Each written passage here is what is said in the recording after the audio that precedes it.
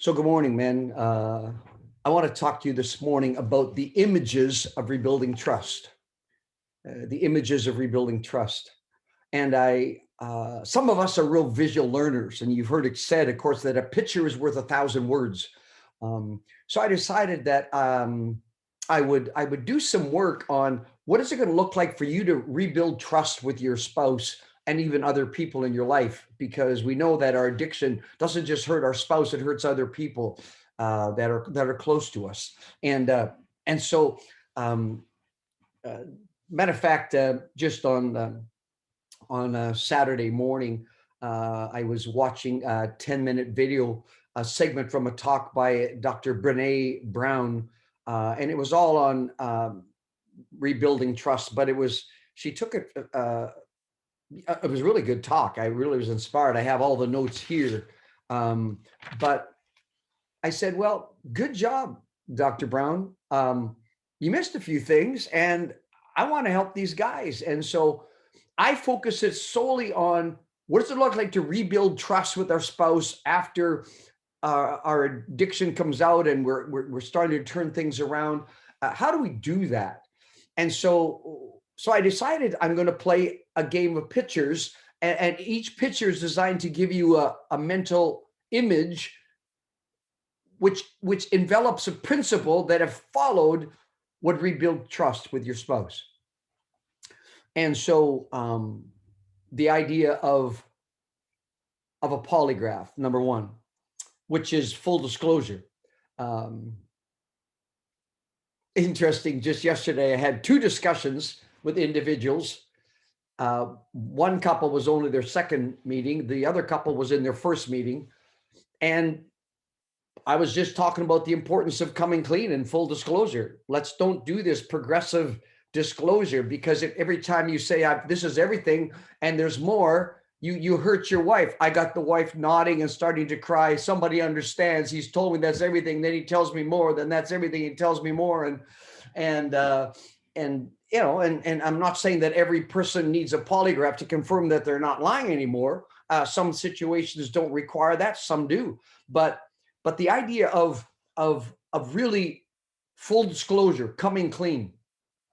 You see, progressive disclosure, where we tell this, then we tell more, then we tell more, then we tell more, and saying it was everything at the start or all the way through, it horrendously damages your spouse.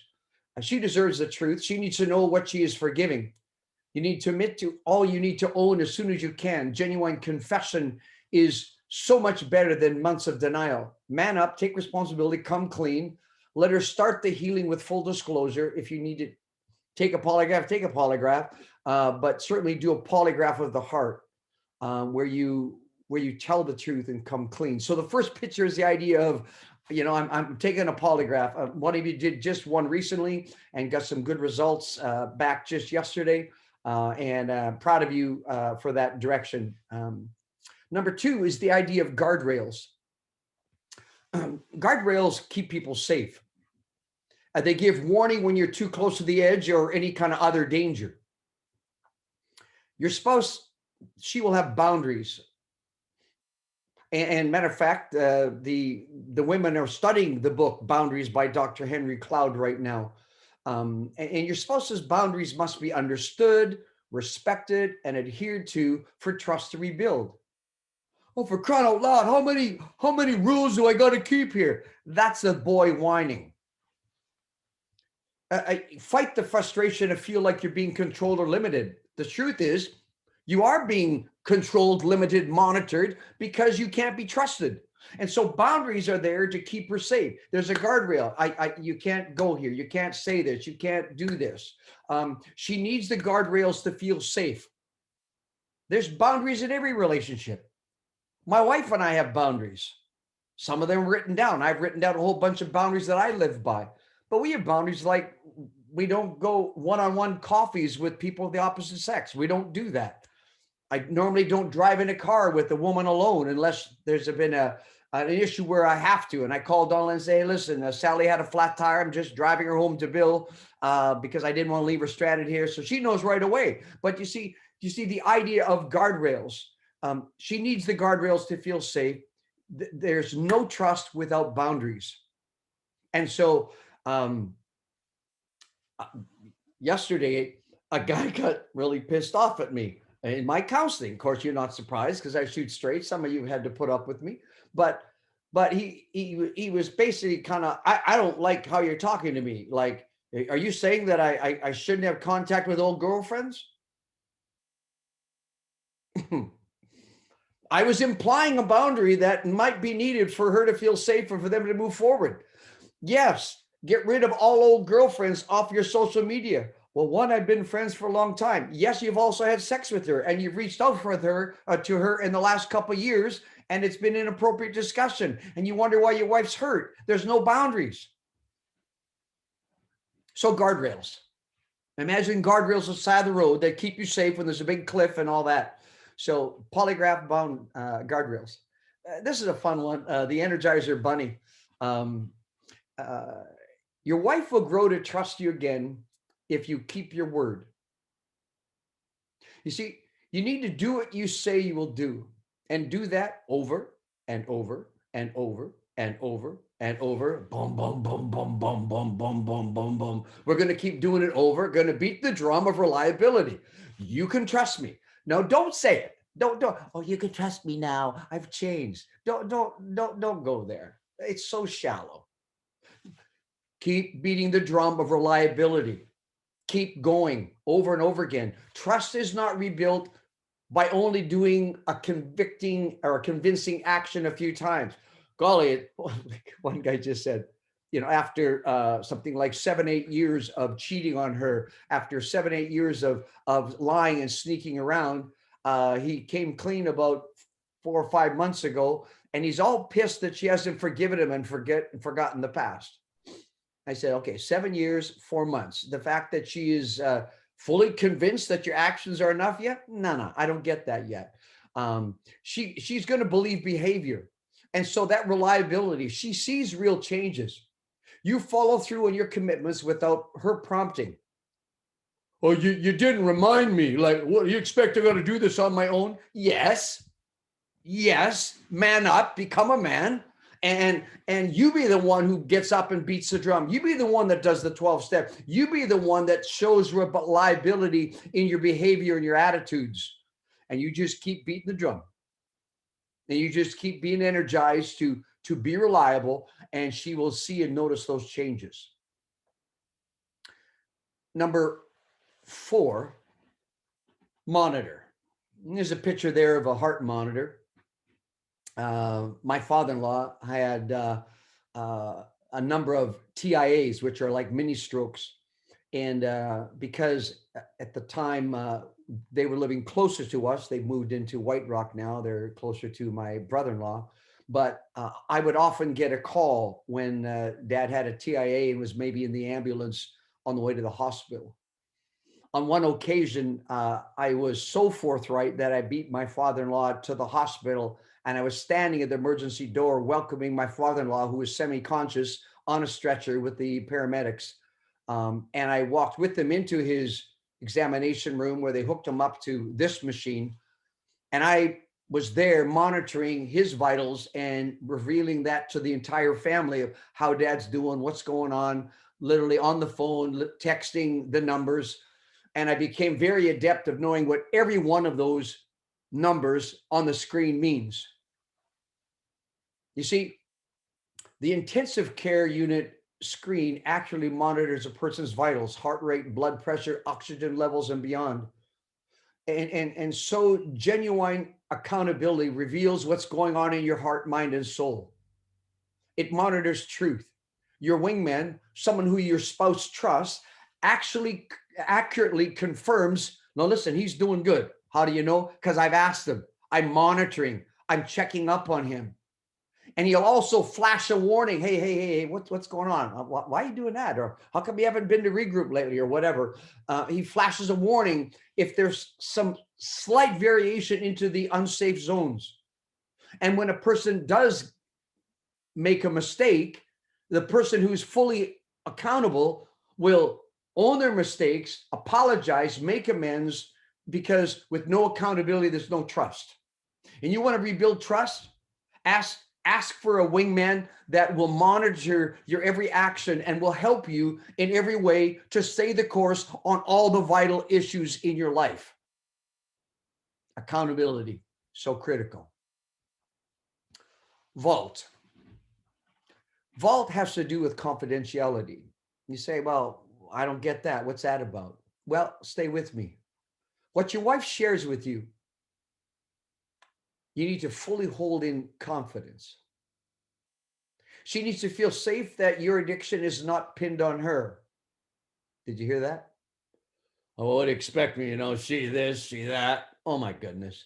So many times guys, make excuses and aim at their wife, or, yeah, well, what's a guy to do? She this, she that, and whatever.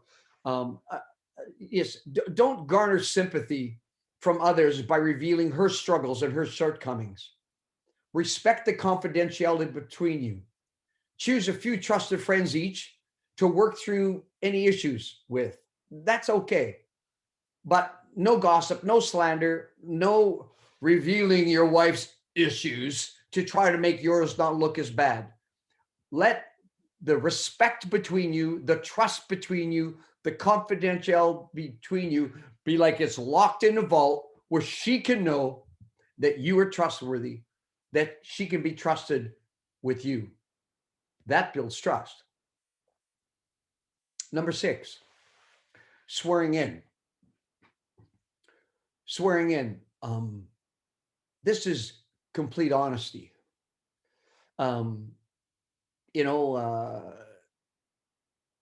They have in some provinces and states, they've moved away from swearing on the Bible. It used to be, because of both Canadian and US constitutions were built on biblical principles.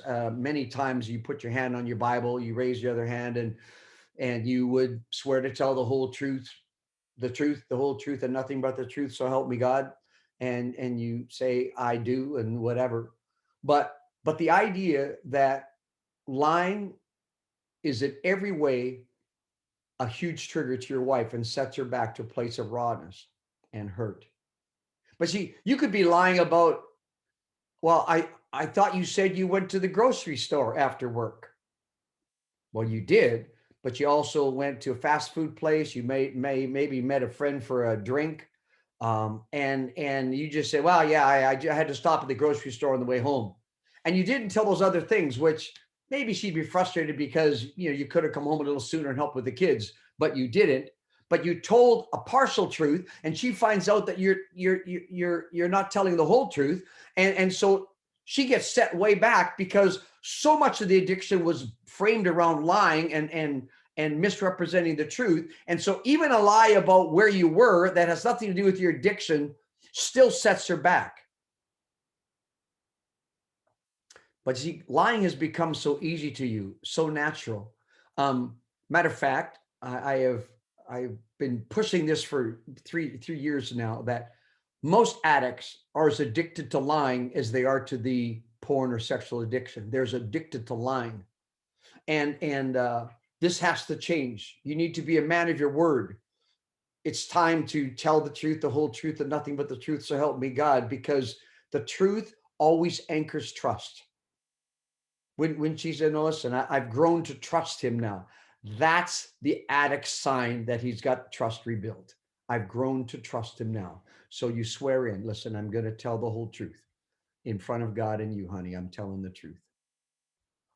The 7th picture of what it looks like to rebuild trust is I've chosen a magnifying glass to represent sincere transparency.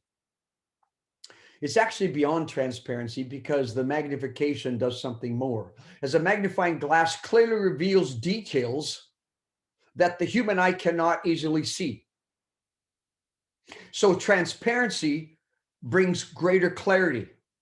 Nothing is hidden. There's an openness. Transparency exposes who you are as you humbly and accurately reveal your life in recovery.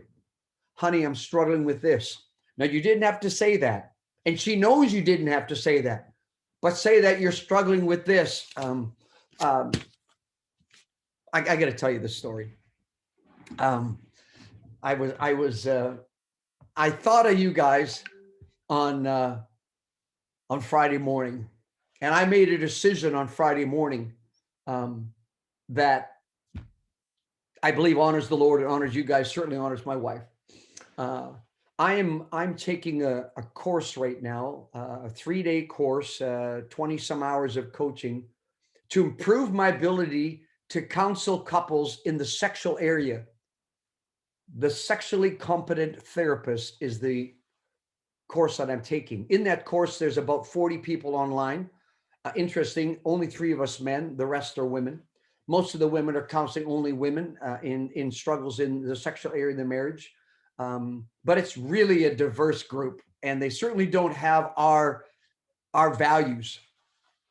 Well, one of the videos that we're going to show, they were trying to make the point that we have to deal with our own biases. We have to get over our own insecurities and biases about sexuality to be able to help other people.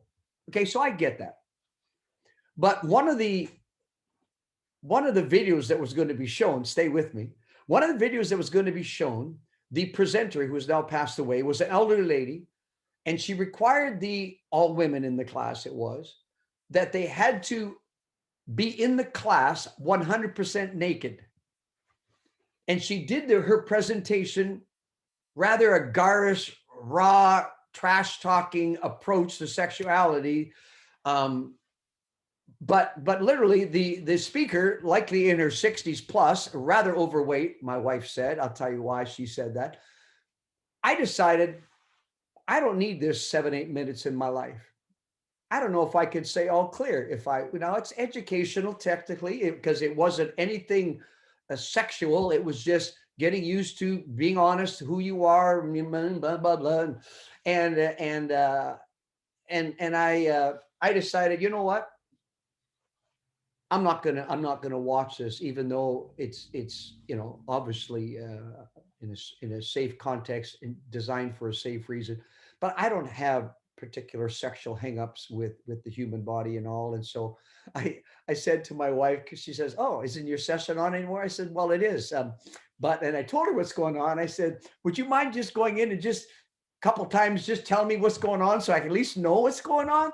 Because they're going to all have watched this, are going to be discussing this, and I won't. But I decided there's not a chance in hell that Currie's going to watch this and then realize later, I just looked at, the speaker naked and another 13 other women sitting around kind of on a carpet, all naked, and it's not going to be in my mind, never going to happen. Do you see why? Because I want to be transparent. Matter of fact, we broke up into small groups, and I was with this, 35, 4-year-old female counselor from Vancouver, and we were supposed to discuss this. And being transparent, I said, "Well, you'll smile at this, but I said, I help men with sexual addictions, and I wouldn't let my men watch this." And so, to be honest, I sent my wife in to watch a couple times just to give me a feel for what's going on. But I have no problem talking openly about all kinds of sexuality, but I don't have to have the couple sitting naked in front of me to do that. And she laughed, and I said, so I didn't watch the video. So she told me what she thought, and she respected my view and all, and actually kind of admired it, I think. But you see what I'm saying? That transparency. I didn't have to tell you that. I didn't have to, I could have just watched it here in my office with the door closed and, saw these 12 or 13 women in discussion about human sexuality, fully naked, and said, well, it was an educational thing. And it would have been sexual to me. My wife said, "Dave, it's not pretty." I said, "Well, maybe fine." But I said, "I'm not going to go there." So she told me when it was done, and then I went back in and got in the discussion group and on. But you see, this appropriate openness reflects, number one, your humanness and a sincere attempt to forthrightly disclose what is going on inside you. So I told my wife, I stepped out of the group. I told the girl that I was supposed to talk about this with, told her, and now I've told you. You see, that's transparency. That's being open. That's no BS. Because you see, I could have decided to watch that and then, hey, we're having a good time here and all clear today. Everything's clear, guys. And I'll tell you what, I could have tried to justify, well, golly, it was for a seminar. I had to take this course. And I might have been BSing myself.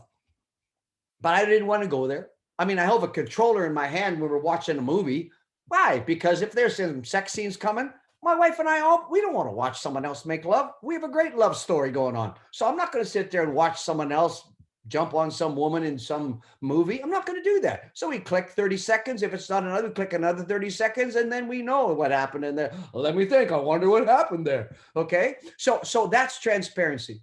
Okay. Just being open and honest. Number 8, pearl.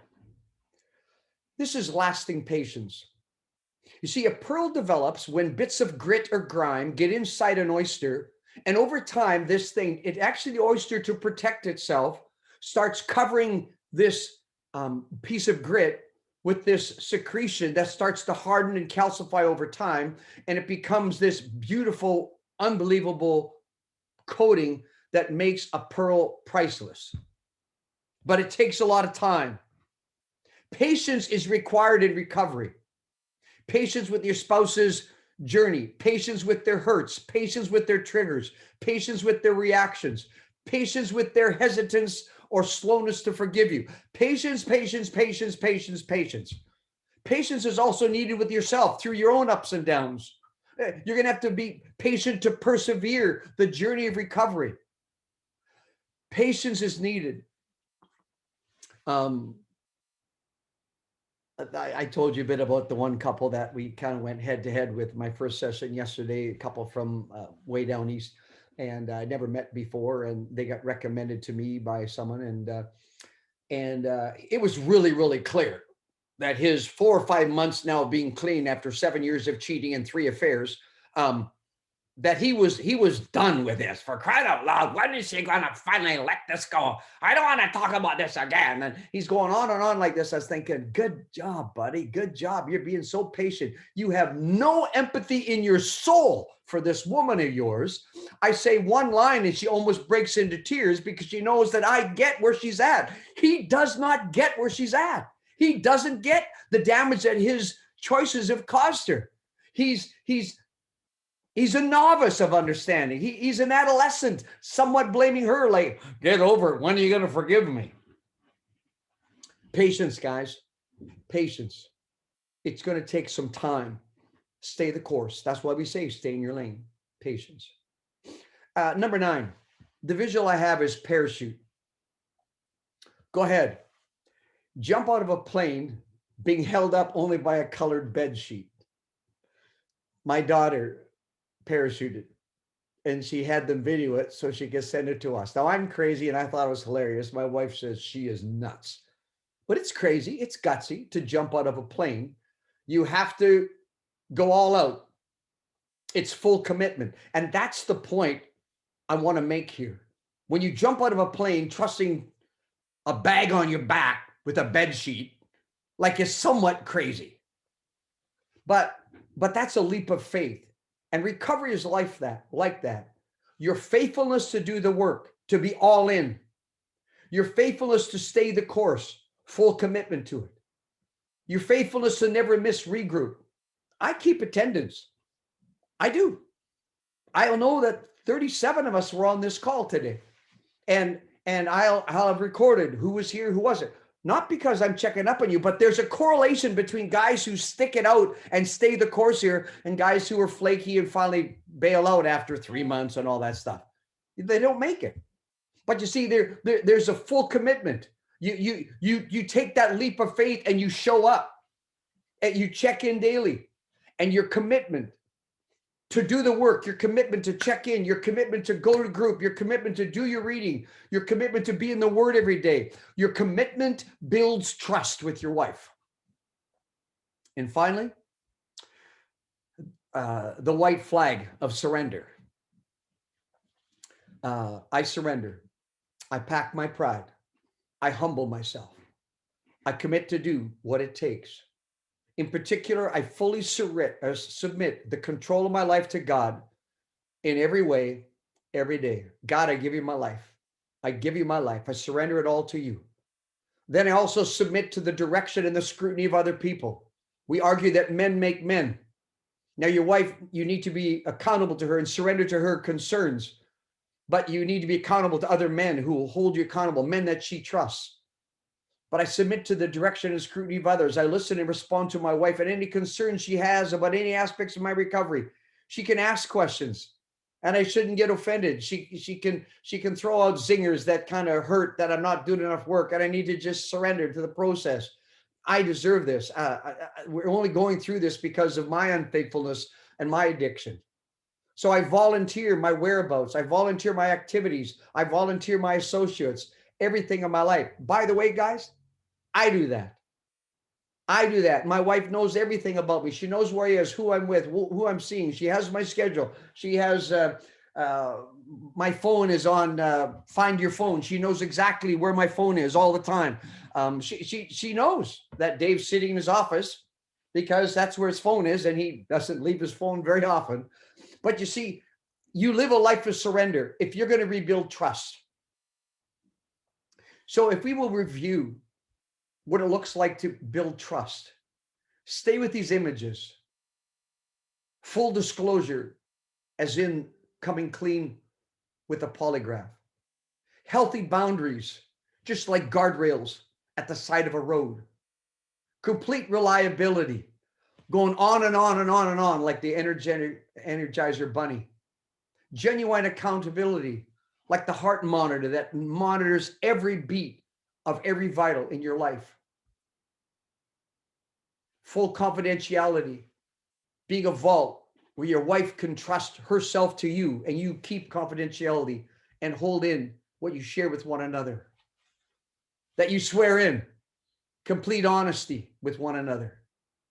The magnifying glass of sincere transparency, that you're revealing things, you're volunteering things that you don't even have to share.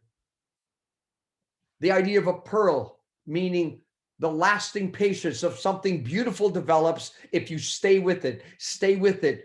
Grit and grime turns into the pearl with patience. The full commitment of the parachute image, where you have to be all in. You have to go for it. And finally, the white flag of full surrender. Full surrender to God, full surrender to others.